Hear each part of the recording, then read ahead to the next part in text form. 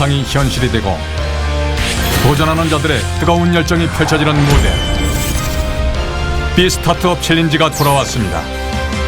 총 312개사에 빛나는 도전이 가득했던 감동의 현장. 참신한 아이디어와 차별화된 전략으로 도전장을 내민 참가자들에게 이번 대회는 어떤 의미일까요? 나에게 비스타트업이란 성장 사다리다. 이 창업하는 스타트업 기업들이 한 발 더 성장할 수 있는 이 사다리를 좀 제공해 주는 것 같습니다.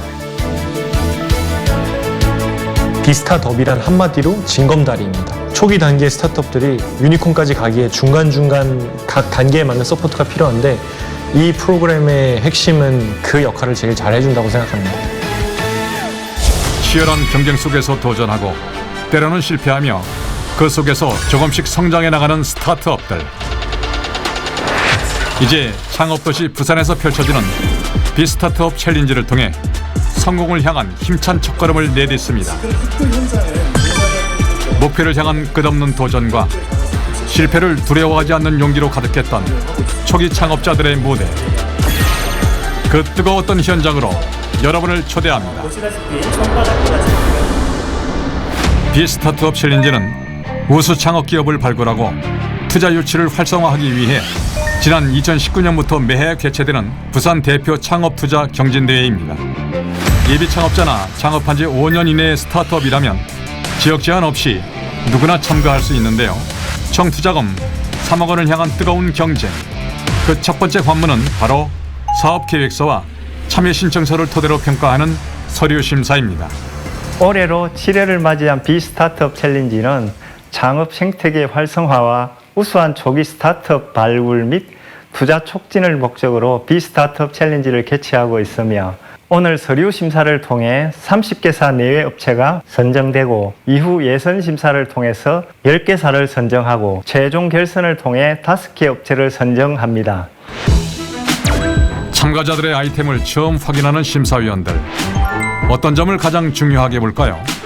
최근 년도 매출액도 꾸준하게 나오고 있고, 그다음에 특히 그 건설 현장에서 산업재해, 특히 그 리프트 관련해서 많이 발생하고 있는데 그거 관련해 특허 출원하고 그다음에 외부 다른 정말 R&D 과제 여러 개 선정돼서 올해 상반기에 기업이거든요. 커트라인에서 0.8점밖에 부족하지 않기 때문에 한번 재검토해 보면 어떨까 싶긴 합니다. 또 이 서류평가는 서류평가로 끝나는 거니까 발표 때 또 새로운 기회가 주어질 수 있는 게 또 이 비스타트업 챌린지의 또 의의니까 그렇게 생각하면 저는 조금 올리는 건 괜찮다고 생각하거든요. 네.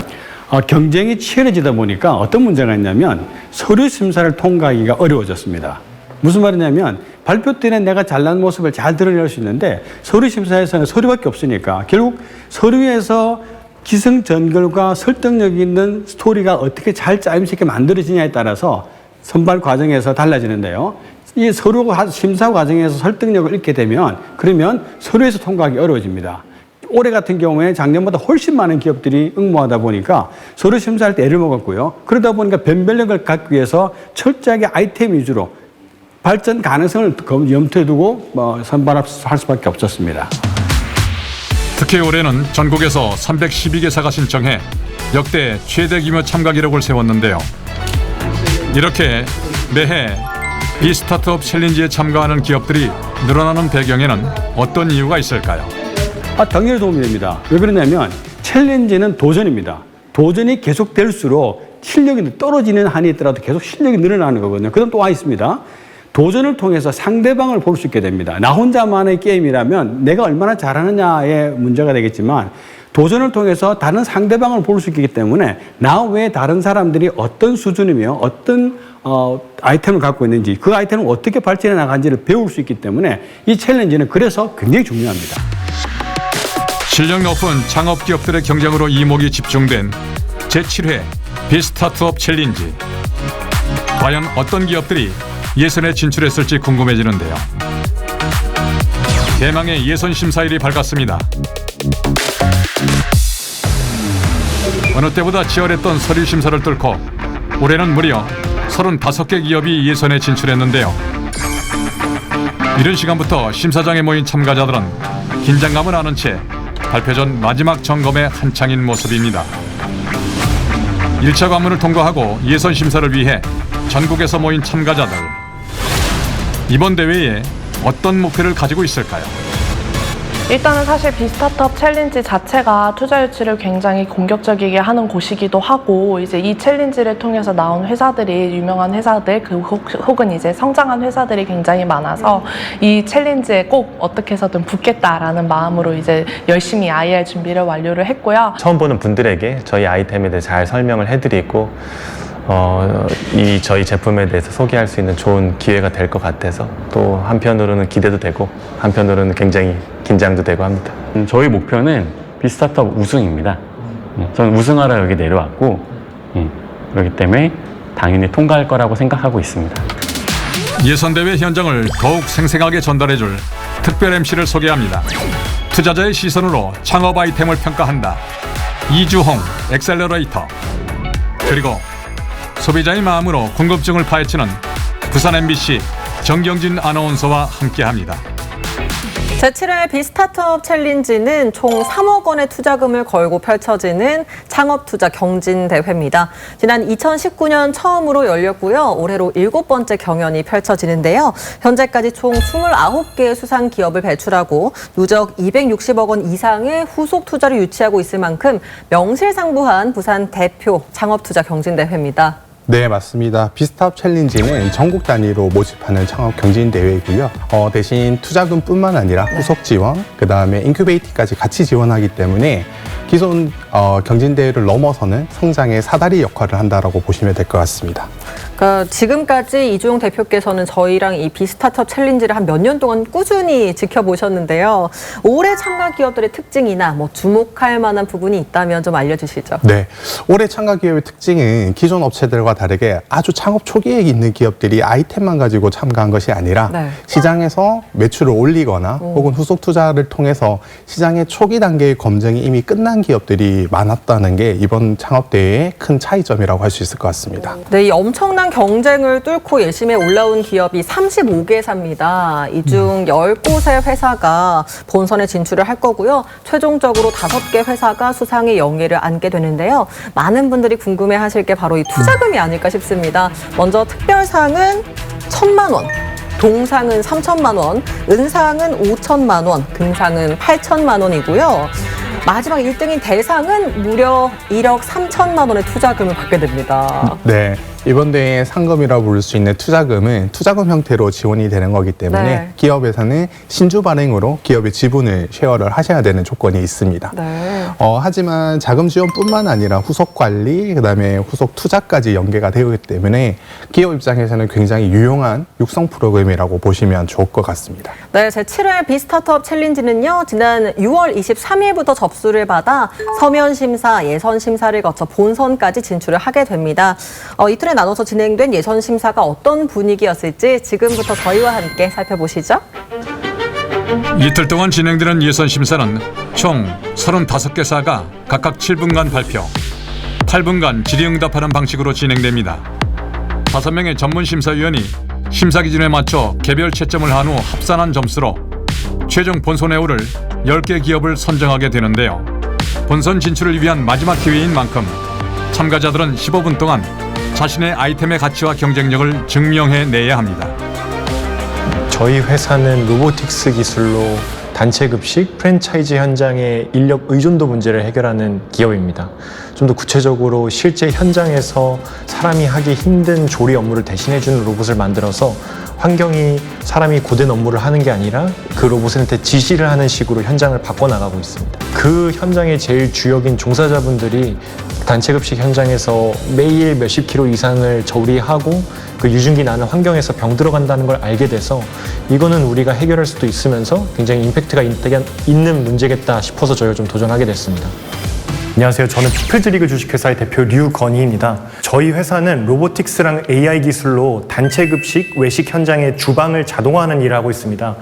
이걸 하는 이유는 궁극적으로 지속 가능한 현장 운영을 위해서 저희는 현장의 인력 의존도를 낮추려고 하고 있습니다.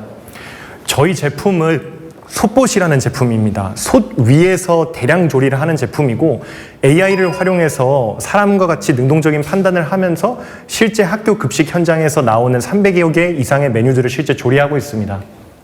솥봇이라는 이름이 딱 어떤 건지 감이 오긴 해요. 그죠. 네. 솥봇이 조리할 수 있는 메뉴가 제육볶음, 떡볶이, 치킨, 유린기, 국 등등 100가지, 300가지 메뉴라고요? 네. 사실 전부 다 해주신다고 보면 될 것 같고요. 그러니까요. 제가 네. 못하는 것들인데요. 요즘에 대부분 더 이제 컴퓨터가 더 낫지 않을까 하는 생각들을 하고 있습니다. 저희 제품 간단하게 영상 보여드리겠습니다. 실제로 학교에서는 이 솥 위에서 종사자분들이 직접 손으로 이 조리들을 다 담당하고 계신데 저희는 직접 그 조리 공법에 맞는 뭐 볶음이면 볶음용 스쿱 혹은 튀김이면 튀김용 스쿱을 가져와서 그에 맞는 조리를 직접 수행합니다. 실제로 조리 전 과정에서 사람이 직접 개입해서 어떤 온도를 올릴지를 개입 안 하도록 조리물을 실시간으로 촬영하는 열 화상이랑 RGB 정보를 통해서 지금 소스가 투입됐는지 혹은 야채가 투입됐으면 얼마나 투입됐는지 그리고 야채 영역과 고기 영역의 온도는 어떤지를 바탕으로 얘를 더 넓게 저어줄지 온도를 올릴지 혹은 소스가 들어가면 타지가 않아야 돼서 얘를 온도를 낮춰주고 계신데 그런 판단들을 능동적으로 다 직접 수행하고 있습니다. 근데 AI가 그러면은 맛을 얼마만큼 내는지 그 정도로 정교하게 할 수 있는지에 대한 설명도 해주시겠죠? 그렇죠. 근데 이제 우리가 흔히들 맛이라는 건 사람이 이렇게 맛을 보고 맛있다, 달다, 뭐 이러한 반응들을 해서 컴퓨터가 맛을 어떻게 알지라는 생각을 할 수 있는데요. 이 정도 조건이 맞춰지면 인간은 맛있다라고 판단할 거야라고 하는 그 데이터를 가지고 그 데이터에 정확히 맞추는 거기 때문에 오늘 기분이 별로 안 좋아서 이렇게 소금을 좀 더 많이 넣어서 음식이 짜지는 네. 형태의 그런 불상사를 막을 수 있는 거죠. 조금 더 표준에 맞춘 그 네, 수치화된 맞습니다. 그런 맛을. 맞습니다. 그러니까 이게 현실적으로 아까 6,500이 됐죠. 6,500까지 저희가 맞추려고 하고 있습니다. 맞추려고? 그럼 지금 더 높다는 거예요? 지금은 한 학교에서 로봇 한 대 하는 거에 2억 원에 내시고 그 작업을 국을 끓이고 볶음을 하는 그 작업에 한 아줌마 한 명, 2명이잖아요. 그러니까 연봉이 3천만 원 안 되거든요. 그럼 이게 6,500이면 사실은 이제 고민하게 되죠. 네네. 네. 또 기계는 또 유지 보수해야 되잖아요. 맞습니다. 되게 중요한 부분을 짚어주셨는데 학교 급식이든 솔직히 프랜차이즈든 저희 제품이 본질적으로 해줘야 되는 거는 거기 일하는 사람 수를 1명, 2명 줄여줘야 됩니다. 대부분의 급식 현장들은 보통 진짜 적은 곳은 6명에서 좀 많은 곳은 9명 정도를 해서 학교의 아젠다가 사람을 줄이는 건 아니지만 결국 사람이 준 채로도 운영돼야 그분들 노동 강도가 줄어드는 거라서 그건 맞죠. 네네, 맞습니다. 그건 맞는데 이제 이게 결국 비용 문제, 어떤 그런 과정 문제 이런 부분들이 이제 결국 우리는 뭐 기계 많이 팔아야 되는 거잖아요. 현실적으로. 네. 그런 현실적인 문제랑 이제 부딪혔을 때 이제 좀 생각해야 될 부분이 있지 않나 싶어서 말씀드리는 겁니다. 질문 감사합니다. 일단은 저희의 지금 주 고객은 대한민국 학교들입니다. 근데 물론 학교에서 이 로봇들을 구매해 주시지만 그 혜택이 실질적으로 가는 분들은 지금의 아이들의 급식을 담당하는 6만여 분의 급식 종사자분들입니다. 그분들은 벌써 연령이 50대가 되셨는데 그분들이 매일매일 수십 킬로가 되는 뭐 제육볶음 튀김들을 직접 저어주면서 조리하는 방식은 결국에는 그분들이 병 들어가는 형식으로 결과가 초래되고 저희는 이 근본적인 구조를 바꿔서 이분들이 그런 단순 고된 노동을 로봇이 더 잘하니까 로봇이 하고 이분들은 오히려 걔를 지시하거나 걔의 어떤 능동적인 판단을 주도할 수 있는 쪽으로 저희는 이 현장을 좀 바꾸고 싶습니다. 대기실은 어떤 모습일까요? 발표 자료를 확인하거나 이야기를 나누며 긴장감을 풀어보는 참가자도 있는데요. 어떤 아이템인가요? 저희는 기존에 있는 설비를 그대로 사용하면서 모바일 시설 관제를 구현하는 그런 일을 하고 있습니다. 한국에서 화재 관련해서 실제 화재가 나지 않았는데 벨이 울리는 그런 소방 관련 오작동이 되게 많은데 그런 부분들을 AI로 기술을 사용해서 복구하고 빠르게 화재에 대응할 수 있는 그런 솔루션을 공급하고 있습니다. 준비는 뭐 특별히 준비한 건 사실은 없고요. 뭐 꾸준히 열심히 하고 있는 상황인데 일단 이것이 사실 어떤 재난이나 안전과 관련이 되다 보니까 가능한 한 많은 사람들에게 퍼뜨려서 실제 생명을 살리는 데 도움이 됐으면 하는 그런 바람에서 오게 됐습니다. 네, 안녕하세요. EMCT 대표 이봉호입니다. 저희는 모바일 시설 관제 서비스를 가지고 나왔는데요. 사실 뭐 이러한 기술들은 이미 시장에 많이 나와 있는데 문제는 일반 건물에는 거의 적용이 되지 않고 있습니다. 바로 도입 비용 때문인데요. 그래서 저희는 기존에 있는 설비를 그대로 사용하면서 모바일 시설 관제를 구현하게 됐습니다. 특히 건물 관리에서 가장 어려운 부분이 소방 쪽이어서 소방 쪽을 먼저 시작을 하게 됐는데요. 소방 감지기의 오작동률이 99%나 된다는 굉장히 충격적인 사실입니다. 실제 화재가 나지 않아도 따르릉 울리는 그러한 벨소리를 아마 한 번쯤은 경험을 해보셨을 건데요. 이러한 문제 때문에 실제 벨이 울려서 사람들이 대피를 하지 않는 경우도 있고 또 심지어는 이 소방벨을 꺼놓는 경우도 많이 생깁니다. 저도 정말 최근에 저희 아파트에 그 화재 경보기가 울렸는데 저희 집 포함해서 세 집만 내려왔더라고요. 다른 그렇죠. 집에서는 다 그냥 오작동이겠거니 생각을 하신 거죠. 근데 진짜 오작동이긴 했지만 이러다가 나중에 진짜 상황이 발생했을 때는 어떡하지라는 생각을 했었는데 아마 같은 문제점을 보셨던 것 같아요. 그러니까 처음에 사실 오작동이 일어났을 때는 사람들이 다 대피를 하셨을 거예요. 근데 이게 오작동이 계속 누적되고 반복되다 보니까 이번에도 오작동이겠지라는 생각 때문에 사실 이 문제가 커지는 경우가 있기 때문에 실제 건물에서 화재 신호가 울렸을 때 관리자가 소방 수신기로 가서 위치를 확인하고 현장으로 이동을 하게 되는데요. 문제는 99% 이상의 오작동이다 보니까 다시 소방 수신기로 돌아와서 소방 경보를 끄고 그리고 다시 현장으로 가서 오동작한 센서, 감지기를 찾아서 교체하는 이런 작업을 하게 되는데 이 과정에서 건물 전체에 비화재 경보가 울리게 되고요. 이런 일들이 반복이 되면 이 관리자는 입주민이나 건물주로부터 문책을 받고 결국 소방시설을 끄게 되는 거죠.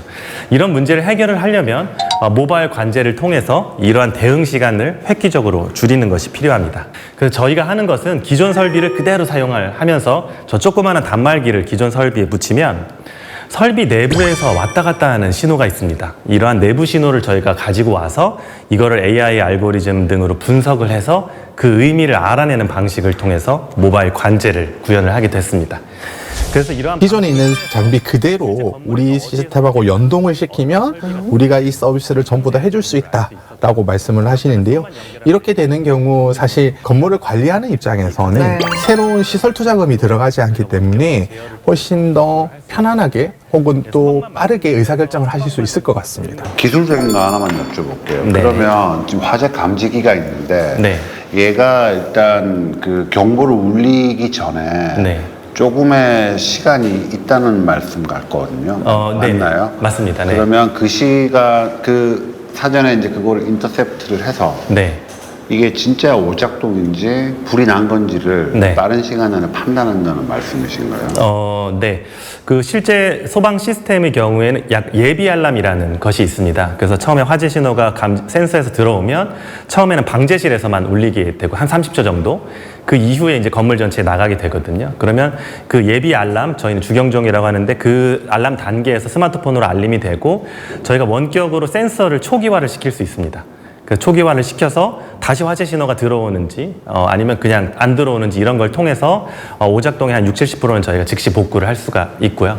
그 다음에 그 사이에 뭐 CCTV 카메라라든가 이런 걸 통해서 추가적인 확인을 할 수 있습니다. 알겠습니다. 여기까지 듣겠습니다. 수고하셨습니다. 감사합니다. 같은 시간 마지막까지 발표 자료를 살펴보는 또 다른 참가자가 눈에 띄는데요. 혹여 놓치는 내용이 있을까 꼼꼼히 살펴봅니다. 이제 저희 대표님은 이제 인제대학교 효연대병원 혈액종양내과 교수님이세요. 그래서 암 환자들을 굉장히 오랫동안 보아 오셨는데 이제 암 치료 신약이 요즘에 굉장히 좋잖아요. 그래서 환자들이 이제 완치율도 좋아지시고 기대 수명도 좋아지시고 많이 좋아지시고는 계시는데 같이 함께 부작용도 같이 이제 안고 가시는 거예요. 그래서 암 환자들의 부작용들 중에서 뭐 여러 가지가 있겠지만 좀 많이 힘들어하는 부작용 중에 하나가 이제 암성 복수라고 있는데 그거를 일상생활에서 치료하는 방법은 없을까라고 생각해낸 게 방광벽에 튜브를 꽂아서 복강에 있는 복수가 방광으로 자연스럽게 일상생활을 하면서 빠지면서 환자분이 병원에 오지 않아도 소변을 보시면서 같이 복수가 빠지게끔 이 암성 복수 환자들의 특성은 암이 진행이기 때문에 온몸이 다 말라갑니다. 그래서 팔이라든지 다리라든지 이런 앙상하게 뼈만 남아있는데 이 복수가 이렇게 차거든요. 한 3에서 8리터 정도 차는데 조금이나마 조금 도움을 줄 수 있는 방법이 없을까 이렇게 생각을 하시다가 방광에 튜브를 넣는 것입니다. 방광벽에 튜브를 넣어서 복강에 있는 복수가 방광으로 해가지고 자연스럽게 소량씩 일상생활을 하면서 자연스럽게 내려가도록 해서 화장실에서 소변을 보시면서 복수가 조금씩 자연스럽게 빠지는 그런 복수 백을 기술을 개발하게 됐습니다. 그래서 저희가 개발한 기술을 하게 되는 경우에는 일상생활을 하시면서 한 번이라도 병원에 오는 횟수라든지 한 번이라도 더 찔리는 횟수라든지 출혈, 감염 이런 것들을 조금씩 줄일 수 있도록 그렇게 고안을 하셨습니다. 저희 같은 기술 아무래도 암은 그 당사자뿐만 아니라 가족들까지도 함께 이제 좀 집중을 해서 치료를 하는 부분이다 보니까 그런 분들에게는 너무나 반가운 소식일 것 같은데. 네, 맞습니다. 사실 이런 신기술들이 만들어지는 과정들이 실제로 이제 투자가 필요한 거죠. 네. 실제로 이것 때문에 불편하시는 분들이 계시고 이러한 문제가 해결되었을 때 사회적으로 역할을 할 수 있거나 실제로 힘들어하시는 분들이 생활이 개선이 되거나 하는 일상적인 거에 사실 많은 자금들이 필요한데 네. 저희가 투자를 해서 시장을 만들고 또 그 시장에서 또 판매가 되면서 또 수익이 만들어지고 하는 형태가 이 창업 생태계의 선순환이라고 보시면 될 것 같습니다. 말씀하신 그 내용들이 얼마나 효과가 있는지, 그래서 사람에게 삽입했을 때 효과가 어느 정도 될 거예요. 그게 이제 뭐랄까 기술적인 그게 아직까지 거기까지 가려면 시간이 많이 걸려서 네. 이게 지금 개발되고 나서도 여전히 아직까지 아직 매출이라든지 이런 게 나오지도 않고 앞으로도 나오기가 상당히 좀 시간이 걸리는 그런 구조인데. 네네. 지금 심사위원께서 질문을 하시는 이유가 어느 단계로서 지금 임상이 진행되고 있는 따라서 회사 밸류가 달라집니다. 그러네요. 예를 들어서 우리가 전임상 단계가 끝났다라고 하면 회사 밸류가 정해지고요. 네. 일상이 끝났다라고 하면 또 밸류가 다르게 적용됩니다. 네. 네네, 맞습니다. 그래서 저희가 지원을 하게 되었고요. 그래서 이제 동물 실험을 통해 가지고 유효성 평가는 다 되어진 거고, 사람에게 삽입했을 때 안전하다라는 생체 적합성 시험만 되면은 저희가 그러한 자료들을 모두 모아서 올 연말이나 내년 초에 식약처에 올리면은 식약처에서 인간 대상으로 해가지고 임상 시험을 해봐라는 승인이 나오게 됩니다. 그래서 그거를 타겟으로 지금 저희가 준비를 하고 있습니다. 그래서 그때 이제 저희가 인간을 대상으로 복수가 어느 정도 효과가 있는지 안전한지 인간 대상으로 시험을 할 예정입니다. 단 15분 안에 자신의 기업을 알려야 하기에 끝까지 집중을 놓을 수 없는데요. 지난해에 이어 올해도 참가했다는 참가자를 만나봤습니다. 안녕하세요. 저희는 가상자산 퀀트 솔루션 개발을 하고 있는 AM 매니지먼트의 김호중입니다. 퀀트라는 거는 수학적 알고리즘으로 이제 트레이딩을 하는 솔루션이라고 보시면 되는데요. 비트코인 시장이 24시간 365일 이제 트레이딩이 되기 때문에 저희가 자는 시간까지도 자동화로 트레이딩이 필요합니다. 그걸 도움을 주고 자동화로 시스템을 도입해 주는 게 퀀트 솔루션입니다. 지난번에 또 발표 심사에서 탈락했는데 작년에요? 네, 작년에 탈락했었는데 이번에도 한번 다시 마지막인 마음으로 해서 지원했고 이번에 탈락하면 다음부터는 지원하지 않으려고 할 각오로 지원했습니다. 작년에 하신 거예요? 네, 맞습니다. 작년에 어디까지 올라갔습니까? 딱 이 심사에서 탈락했습니다. 네. 혹시 여기서 비트코인을 구매해 보신 적 있으신 분이 있으실까요?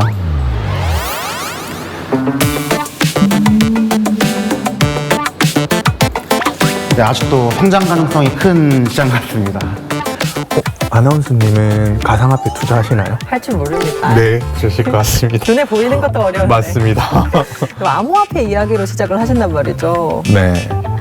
사실 최근에 늘어나고 있는 암호화폐 투자 어떻게 안정적으로 할 수 있을까에 대한 고민에서 시작을 하신 것 같습니다. 그러면 저도 좀 눈여겨보도록 하겠습니다. 네. 비트코인은 현재 미국 그리고 일본, 영국 등 해외 많은 상장사들이 하나의 자산군으로 이제 매집을 하고 있는데요. 저희는 이렇게 비트코인을 보유한 기업을 대상으로 퀀트 솔루션을 도입해서 자산의 해지를 도와주는 도움을 주고 있습니다.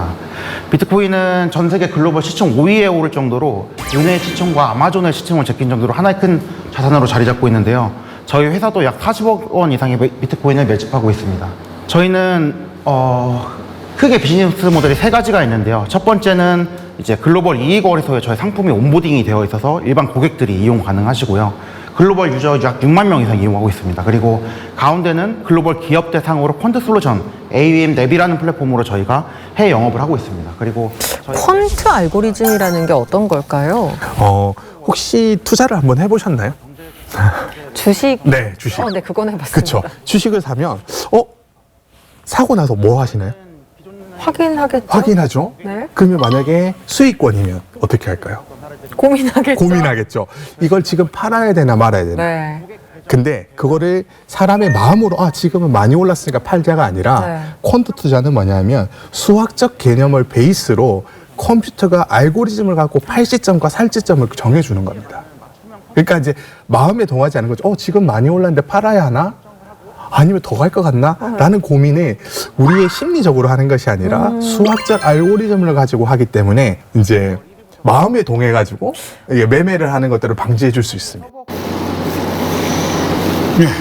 다른 질문 없으면 얼른 네. 너무 설명 잘. 다른 거 하고 싶은 얘기 있으면 얘기해도 됩니다. 작년에 제가 이 발표 평가에서 떨어졌었거든요. 그때는 비트코인이 좀 시선이 안 좋았습니다. 트럼프 당선되기 이전이어서 트럼프 당선 이후에 시선이 많이 바뀌었습니다. 지금 시선이 많이 바뀌어서 아까 말씀드렸지만은 금융권 지원 사업에 넣으면 지금 다 선정이 되고 있습니다. 이게 기조가 너무 확실히 바뀌어서 좀 더 자신 있게 이제 이번에 어필하기 위해서 나왔으니까 한 번만 기회 주시면 감사하겠습니다. 네, 감사합니다. 자신의 아이디어를 세상에 알리기 위해 수많은 고비를 넘기며 이 자리에 모인 참가자들. 그동안 깨달은 자신만의 경험과 노하우를 15분 안에 쏟아내야만 하는데요. 모든 걸 알리기엔 짧은 시간일 수 있지만 한 걸음 더 나아갈 수 있는 절호의 기회인 만큼 이 순간이 후회로 남지 않도록 최선을 다해봅니다.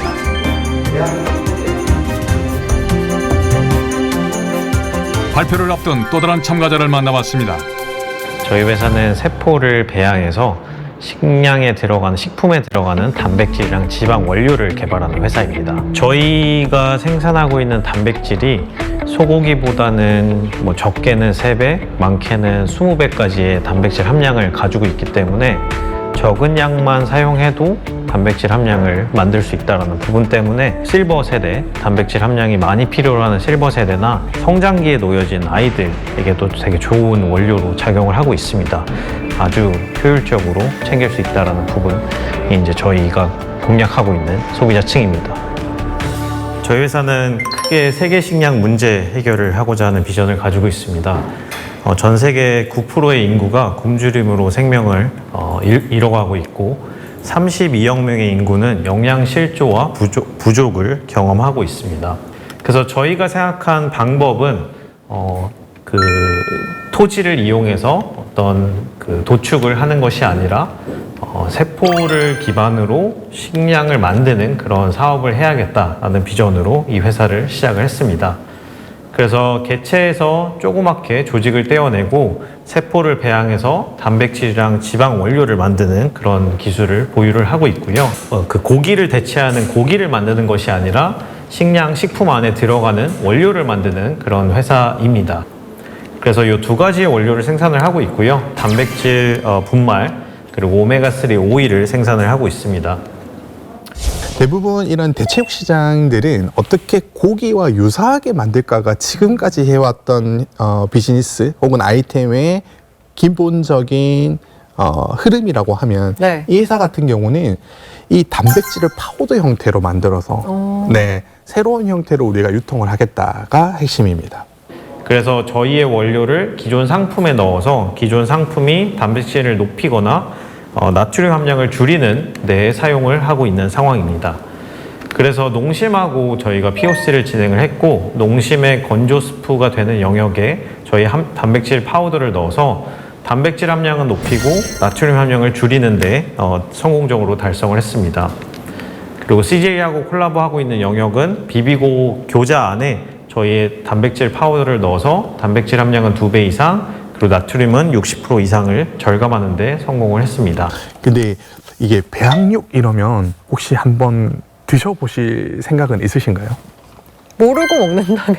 모르고 먹는다면 알고는 사 먹지 않을 것 같아요. 먹고 나서 이게 뭐 그거다, 어머 신기하다, 똑같다라고 또 얘기를 할 수 있겠지만 배양육으로 뭐 만들었다라고 했을 때 그렇죠. 잘 거부감이 모르면은 있을 수 있습니다. 살지 않는데. 그래서 사실 이러한 기업 같은 경우는 네. 소비자들의 그 마음속에 있는 이런 기본적인 선입견을 어떻게 해소해 줄 수 있는가도 굉장히 많이 고민을 해보셔야 돼요. 기존에 출시되어 있는 그런 이제 식품 회사나 그런 식품 품목에 대해서 이제 대표님 개발하신 이런 어떤 이런 어떤 제품을 콜라보해서 지금 이제 수익을 내시려고 하는 게 전략이시죠, 기본적인. 예, 맞습니다. 예. 그러면 제가 이제 뭐 얼핏 여기 좀 나와 있지만 이게 이제 식약처에서 허가도 받아야 되고 안정성 테스트나 뭐 이렇게 좀 돼 있다고 돼 있는데 이게 뭐 결과가 나왔습니까? 아니면 진행 중인 겁니까? 저희가 동물 실험까지는 마쳤고요. 요게 그 인체 임상을 할 필요는 없고요. 동물 실험까지만 하고 자료를 모아서 이제 제출을 하면 되는데 식약처 쪽에 저희 제출은 아직 안 했고 저희의 타겟은 사실 싱가포르랑 동남아시아 쪽을 먼저 시장을 들어가고 그 후에 식약처를 신청을 하려고 합니다. 그 이유는 식약처 가이드라인이 지금은 너무 가이드라인이 너무 높아서 전 세계에서 가장 높습니다. 그래서 굳이 그런 상황에서 저희가 식약처 인증을 받는 거는 무의미한 것 같다라는 판단을 내려서 그렇게 좀 우회하는 전략을 생각하고 있습니다. 분위기 너무 좋았고요. 긴장하지 않게 좀 잘 해주셔서 잘 이야기하고 나왔습니다. 저희가 하고 있는 것들 그리고 이제 앞으로 하고자 하는 부분들을 잘 설명드려서 뭐 결과에 상관없이 되게 후회 없이 잘 하고 나온 것 같습니다. 과정 또한 큰 교훈으로 남기에 오늘도 끊임없이 도전하는 스타트업들. 그들의 눈빛에서 또 다른 가능성이 보입니다. 네, 오노마 AI는 투툰이라는 인공지능을 기반으로 한 웹툰 자동 제작 솔루션을 제공하는 회사이며 일러스트리어스라는 멀티모달 모델을 개발하는 회사입니다. 이제 창작자, 특히 이제 웹툰 작가들이 웹툰을 제작하는 데 있어서 이제 혼자서 웹툰을 제작하기 어렵습니다. 이럴 때 이제 AI 툴이 필요한데요. 저희 투툰은 창작자가, 웹툰 작가가 스토리 생성부터 선화 이미지, 채색까지 각 단계별로 AI의 어떤 솔루션을 이용해서 창작자를 도와주는 그런 서비스를 제공하고 있습니다. 수요자가 공급자이고 공급자가 수요자인 프로스머의 시대입니다. AI가 이런 콘텐츠 시장에서 더 많은 콘텐츠, 양질의 콘텐츠를 생산할 수 있도록 생태계를 확장하고 있습니다. 저희 회사에 대해서 간단히 소개해드리면 아까 말씀드린 대로 투툰이라고 하는 그런 웹툰 자동 제작, 인공지능을 위한 자동 제작 솔루션을 개발하고 있습니다. 그 투툰은 스토리 생성부터 기획안까지, 캐릭터 시트, 선화 이미지, 그리고 캐릭터 모델 생성, 채색까지 단계마다 이제 AI 기술이 적용되는 투툰을 개발해서 서비스 중에 있습니다. 오른쪽의 그림은 일러스트리어스 엑셀이라는 플랫폼에서 간단한 프롬프트만을 이용해서 다양한 그런 캐릭터 이미지를 생성할 수 있는 그런 멀티모달, 거대 멀티모달을 개발해서 운영 중에 있습니다. 저희 회사는 IP 캐릭터 사실 이 회사의 아이템은 웹툰을 만들어준다 라고 생각하시면 될 것 같아요. 그러니까 스토리에 대한 아이디어만 있으면은 네. 그것과 맞는 네. 그림을 그려준다는 건가요? 네, 그렇게 생각하시면 될 것 같습니다. 보통 AI가 처음에 이렇게 시장에 진출할 때는 반복적인 일만 대행해준다라고 생각을 하시는데요. 오히려 그 반대로 빠르게 시장에 진입하는 것 중에 하나는 창작의 영역입니다. 아까 분석을 하는 의학 쪽이 또 있지만 이렇게 그림을 그리거나 글을 써주거나 하는 창작의 영역에 내가 어떤 아이디어를 더해서 그 결과물을 만들어주는 것들에 빠르게 성장하고 있습니다. 이제 요즘 워낙 이게 생성 AI 프로그램이 워낙 많이 나오다 보니까 이제 그런 어떤 이런 쪽의 시장 진입은 사실은 했지만 그런 이제 잘 나가는 소위 말하는 그런 이제 생성 AI 프로그램 되게 많지 않습니까? 맞습니다. 그리고 아니면 뭐 빅테크 아니더라도 미국에 이제 그런 많은 기업들하고 경쟁을 구도가 굉장히 치열할 것 같은데 네. 거기서 살아남아야만 이제 우리 기업이 성공하는 건데 사실은요. 맞습니다. 예. 제가 지금 말씀해 주신 게 너무 100% 공감이 됩니다. 저희 같이 작은 스타트업이 과연 세계의 어떤 그런 굴지의 기업들과 경쟁할 수 있을까 이런 이제 부분이 상당히 고민이 되는데요. 저희가 딱 초점을 맡은 것은 이제 웹툰에 특화된 멀티모달 모델을 개발하는 게 이제 저희의 첫 번째 목표입니다.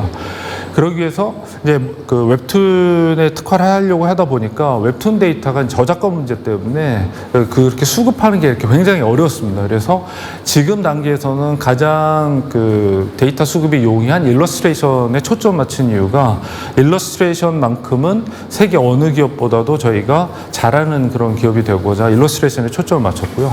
결국에는 이제 저희 인지도가 좀 더 커지고 그러려면 매스컴도 타야 되고 다양한 어떤 그런 외부적인 도움이 필요한데 지금 저희 같이 작은 좀 10명입니다. 저희 회사가. 그러니까 그런 작은 인원이 그리고 초기 기업이다 보니까 그런 어떤 네트워크나 아니면 그 자원 조달 뭐 이런 부분에서 도움이 필요해서 오늘도 이 자리에 서게 되었습니다. 씨앗에 양분을 주면 알찬 열매를 맺듯이 투자라는 양분을 준다면 크게 성장할 수 있는 스타트업. 그 미래를 향해 참가자들은 오늘도 최선을 다합니다. 여기 자신의 아이디어가 세상에 나와 많은 사람에게 도움이 됐으면 한다는 또 다른 참가자가 있습니다. 저희는 그 체외 진단 기기 중에 소변 진단 기기를 만들고 있고요. 세계 최초의 컵타입 키트랑 그다음에 이제 컵타입 키트를 활용하는 그 체외 소변 분석기를 개발한 회사입니다. 네, 그걸 상용화하고 있고요. 네. 일반적으로 이제 병원에서 쓰는 소변 검사 기계가 있는데 이런 소변 검사 기계를 좀 많이 혁신적으로 저희가 개선한 그 의료 인력의 그 인력 낭비를 막는 그다음에 의료 인력의 그 업무 스트레스를 줄여주는 그런 의료기기를 만들었다고 보시면 될 것 같습니다. 저희는 첫 번째로 그 혁신적인 체외 진단기기를 통해서 의료 인력의 직무 만족도를 향상시키는 이런 의료기기를 개발을 해서 업무 환경을 개선하고 싶고요. 두 번째로 진단기기 기반의 비대면 진료 서비스를 통해서 안전하고 정확한 비대면 진료 서비스로의 발전을 꿈꾸고 있습니다. 저희는 가장 먼저 소변 진단 검사에서 집중을 했고요. 저희가 소변 검사에 먼저 가장 집중을 했던 이유는 기초 진단에서 가장 기본적이고 보편적인 진단 방법이면서 가장 저렴하고 국내에서만 해도 하루 평균 230만회, 저희 직장 검진을 통해서 연간 2천만 회 이상 시행하는 가장 기본적이고 필수적인 진단 검사법이었기 때문에 저희가 소변 검사 먼저 집중을 했습니다. 또한 이제 보건신기술 인증을 받은 차세대 소변 진단 기술을 실제 의료 현장에 도입시켜서 의료 현장의 패러다임을 바꾸고 있고 AI 기반의 소변 진단 솔루션과 AI 홈 헬스케어 서비스를 통해서 저희가 소변 진단의 혁신을 이끌어가고 있는 회사입니다. 지금 이 소변 검사 방식을 조금 더 빠르고 간편하게 한다는 게 주 내용인 것 같아요. 네, 간편하게도 하고 집에서도 할 수 있고 또 그리고 저렴하게 할 수 있다가 핵심입니다.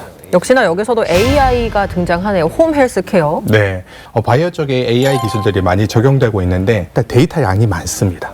또 그리고 사람 눈으로 분석하는 것보다 기계가 분석하는 것이 훨씬 더 정확도가 높기 때문에 네, 바이오 쪽에서 많이 활용되고 있습니다. 저희는 환자분들이 컵키트에 검체만 받아오시면 의료인이 펌핑 한 번 하고 장비에 삽입하면 검사가 종료됩니다. 이 이후에 모든 가정들은 의무기록 서비스를 통해서 자동적으로 진료실로 다 전송이 되고 있고요. 진료실에서 바로 진료를 볼 수 있는 이런 솔루션들을 가지고 있습니다. 보니까 이 대표님이 13년 이상 의료기관에 근무한 경력이 있다고 합니다. 그런 경험이 아무래도 아이템 개발에 영향을 준 거겠죠? 굉장히 크게 영향을 줄 수 있습니다. 특히나 본인이 이 파트에서 굉장히 오랫동안 근무를 했고 혹은 전문적으로 일을 하고 있다고 판단하면 투자자 입장에서 뭐가 문제인지 정확히 알고 있고 또 두 번째는 소비자 입장에서 어떤 수요가 있는지도 확인을 하고 사업을 했었기 때문에 그런 측면에서 보면 사업의 안정성과 그리고 수요의 확인 측면에서는 투자자들이 조금 더 신뢰할 수 있을 것 같습니다. 그럼 제가 이제 사실은 저 개인적인 하나의 이제 소망인데. 네. 우리는 왜 소변을 컵에 받아야 되는가? 그게 오늘 이제 보통 보면 이제 우리 맞습니다. 영화나 이런 보면 그 소변기에 소변만 넣으면 자동으로 검사되면 사실 제일 좋은데. 네, 맞습니다. 예.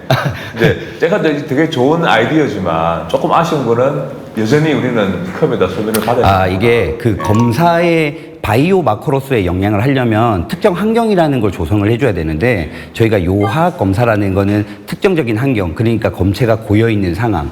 실질적으로 이제 소변 검사라는 건 방광에서 24시간 고여서 방광의 모든 상황이 적용된 상태에서 이 소변 검사를 해야 되는데 그러면 이제 아침에 소변 검사는 가장 좋거든요. 24시간을 참을 수는 없기 때문에 그런 것들이 이제 단순히 흘려보냈을 때 마찬가지로 특정 상황을 예측을 할 수 없기 때문에 정확한 진단으로서의 역할을 하지 못합니다. 그래서 아직까지는 소변 검사가 이 화학 검사 플러스 좀 이렇게 검체를 받아서 배양하는 것까지 하는 이런 검사들로 지금 구성이 되어 있다고 보시면 될 것 같습니다. 그냥 궁금해서요. 아, 네네. 감사합니다. 질문. 뭐 이런 행사 자체가 늘 회사에 도움이 되는 거고요. 이런 걸 또 준비하면서 발전도 해가고 좀 더 놓치는 부분도 다시 한번 돌아보게 되고 그런 거기 때문에 잘 참가했다고 생각하고 있습니다. 네. 어느새 예선 심사가 막바지를 향해 달려가고 있는데요. 자신의 아이템을 직접 착용하고 온 참가자가 보입니다. 끝까지 긴장의 끈을 놓지 않고 있는데요. 어떤 아이템인가요? 네, 안녕하세요. 저는 재활학과 전문의 변희준입니다. 저는 바크의 대표를 맡고 있고 바크는 인체공학적 풋웨어를 제조하는 브랜드입니다. 제가 신고 있는 이런 슬리퍼인데 이제 외형적으로 크록스랑 좀 유사할 수 있는데 조금 다른 점은 이제 발 모양에 맞춰서 이렇게 아치가 들어가 있고 그다음에 여기 이제 저희가 밸런스 폼이라고 해가지고 아치의 앞부분과 뒷부분에 이제 쿠셔닝을 넣어서 이제 발 피로도를 줄여주는 그런 솔루션을 넣은 슬리퍼라고 보시면 될 것 같습니다. 네, 안녕하세요. 저는 재활학과 전문의 변희준입니다. 제가 오늘 소개하고자 하는 저희 브랜드는 바크입니다. 바크는 여기 보이는 것과 같이 인체공학적 디자인을 가미한 슬리퍼부터 해서 풋웨어를 제작하고 있는 브랜드라고 보시면 될 것 같습니다. 아이디어는 되게 간단하고 여기 보시면 이제 발 모양이 이렇게 플랫하지 않고 이제 아치 형태로 되어 있습니다. 근데 아치 형태로 인해서 우리 체중을 잘 분산시켜 줄 수 있는 건데 그만큼 이제 특정 부위에 압력이 집중되게 됩니다. 그러면서 그거를 좀 분산시키기 위해서 발 모양에 맞춰서 아치 구조를 넣고 그 다음에 체중이 많이 쏠리는 곳에 저희가 이제 밸런스 폼이라고 해가지고 개발한 소재를 삽입해가지고 이런 식으로 받쳐줄 때 받쳐주고 체중 분산시켜줄 때 이제 쿠셔닝을 더하고 그래서 좀 어떻게 보면 메모리 폼 침대에 누우면 저희 몸에 맞춰서 조금은 이제 변화가 일어나는 것처럼 저희 신발도 신다 보면 조금씩 변형이 일어나면서 이제 그 체중 분산을 해줄 수 있는 그런 아주 간단한 아이디어에서 시작되었습니다. 저는 이게 진짜 좀 솔깃한 게 사실 그 출산을 하고 나서 엄마들한테 유행하는 신발이 있어요. 이걸 신으면은 바닥이 좀 덜 딱딱하게 느껴진다, 허리에 무리를 덜 준다는 식으로 해가지고 딱 유명한 그런 신발이 있는데 사실 그것도 잘 모르고 신는 거잖아요. 네. 근데 이런 의사의 조언이 있고 의사가 직접 만들었다고 하면은 저는 이건 되게 사고 싶을 것 같아요. 근데 사실 그거를 받아들이는 고객 입장에서도 일반인이 만든 것보다 의사가 만든 신발이라고 하면 나한테 조금 더 건강에 도움이 될 거라고 우리는 판단할 수 있기 때문에 마케팅적으로도 도움이 될 것 같습니다. 마크가 잘 나가니까 짝퉁들이 지금 되게 많이 나오거든요. 2만 원, 3만 원짜리. 네. 마크는 비싸잖아요. 네네. 어떻게 하실 거예요? 뭐 짝퉁들? 짝퉁 고민까지 해주시는 네, 거예요, 심사위원들께서? 사실 심사위원들이 짝퉁에 대한 질문을 해주셨는데요. 짝퉁이 나왔다는 것 자체는 기업 입장에서 잘 되고 있다는 그렇습니다. 얘기군요. 굉장히 중요한 시그널입니다. 우리가 제품이 예쁘게 잘 나왔으니 우리 제품에 카피품까지 나와 있다. 이거는 투자자에게는 굉장히 중요한 시그널입니다. 솔깃하네요. 네. 이 짝퉁은 저희는 그렇게 생각합니다. 이제 나이키, 아디다스도 해결을 못한 거를 저희가 뭐 어떤 방법을 써서 그러니까 해결하기 위한 방법은 저희가 더 성장하고 저희 브랜딩을 통해서 하는 게 정답이라고 보고 있습니다. 근데 저희는 지재권도 상당히 공격적으로 확보하면서 가고 있는데 이제 디자인적인 특허뿐만 아니라 이제 기술력 특허도 상당히 확보를 많이 하고 있고 보시는 것처럼 그다음에 원료 특허도 확보를 할 예정이고 보면 저 짝퉁들 때문에 전체적으로 인터넷 쇼핑몰을 주기적으로 크롤링을 해가지고 짝퉁들을 잡아내가지고 자동으로 소송을 다 거는 그런 솔루션도 있거든요. 네. 적극적으로 대응을 안 하시면 시장 키워놓으면 짝퉁들이 다 가져갈 것 같아요. 한번 그거는 좀 저희가 검토하겠습니다. 네. 이게 뭐 나이키나 아디다스 같이 대형 브랜드들도 중국에서 생산되는 짝퉁, 베트남 생산 짝퉁 완벽히 막을 수는 없듯이 저희도 그렇지만 그들이 방관하고 있지는 않는 것처럼 저희도 지재권을 계속 이제 확보를 하고 그다음에 브랜딩을 열심히 하고 그래서 저희가 정품을 원하는 소비자들이 많아지게끔 먼저 하면서 짝퉁 생산처들을 좀 강하게 응징하는 그런 방법을 찾아야 될 것 같습니다. 앞으로 한 걸음 더 나아가기 위해 실패를 두려워하지 않고 세상이라는 큰 무대로 나온 참가자들. 그동안 준비한 모든 것을 쏟아냈기에 후회 없을 이 시간. 빛나는 도전 정신으로 비스타트업 챌린지에 참가한 여러분 모두가 오늘의 주인공입니다. 네, 이렇게 이틀 동안 진행된 비스타트업 챌린지 예선 심사를 함께 살펴봤습니다. 저희가 보기에는 아이템 하나하나가 정말 흥미롭고 재밌었는데 이중 대표께서는 어떻게 보셨는지 궁금합니다. 네, 맞습니다. 저희도 현장에 있진 않았지만 네. 또 현장의 열기가 느껴질 만큼 대표님들 열정이 굉장하신 것 같고요. 네. 그 열정이 결국에 성과와 성공으로 이어지기를 바라봅니다. 네, 참가한 모든 분들께 정말 수고 많으셨다는 이야기를 전하고 싶고요. 지금부터 이제 심사위원들의 고민이 아주 깊어질 시간이죠. 네, 지금부터 이제 심사위원분들께서 아이디어 참신함뿐만 아니라 그 아이디어가 실현되기 위해서 기업이 어떤 준비를 하였는가를 평가하실 겁니다. 그래서 기술, 그다음에 인력, 그다음에 자금 운용, 그다음에 앞으로 마케팅 계획까지 다양하게 심사위원들께서 평가를 해주실 거라고 보고 있습니다. 네, 아이디어의 참신함뿐만 아니라 실현 가능성까지 함께 살펴봐야 한다는 말씀이신데요. 모든 팀이 함께 본선에 가면 좋겠지만 마지막 관문은 단 10팀만이 올라갈 수 있습니다. 네, 맞습니다. 10팀만 본선을 진출한다는 것이 좀 아쉽긴 한데요. 네. 그래도 탈락하신 분들에게 응원을 좀 더 드리고 싶어요. 그러니까 보통 탈락하시면 내 아이템이 별로인가라고 생각을 하실 수 있는데요. 이거는 상대적인 대회이기 때문에 그 숫자에 의해서 탈락했다고 판단하실 수 있을 것 같고요. 그다음에 두 번째, 탈락했다고 해서 내 아이템의 가치를 굳이 낮춰서 평가할 필요 없이 그 심사위원들이 해주는 피드백을 반영하셔가지고 좀 더 개선하는 방향으로 기업을 발전시켜 나가는 게 훨씬 더 중요할 것 같습니다. 역시 스타트업의 이 대선배님의 조언이었습니다. 어떤 팀들이 본선에 함께 올라갈지 그리고 대상 수상의 영예는 어떤 팀에게 돌아갈 것인지 끝까지 함께 응원하면서 지켜봐 주시기 바랍니다. 오늘은 여기서 인사드리겠습니다. 고맙습니다. 아무래도 이제 스타트업이라는 위치 자체가 항상 그 다음 달 그리고 내후년을 기약해야 되기 때문에 어쨌든 살아남아야 하는 것이 이제 가장 중요한 부분이지만 그렇기에 또 더 큰 내년에 또 다른 저희의 모습을 또 희망해 볼 수 있지 않을까 그렇게 생각하고 있습니다. 기존의 문제점을 해결하기 위해서 계속 도전하고 그것들에 대한 것들을 증명할 수 있는 것이 바로 스타트업이고 벤처인 것 같습니다.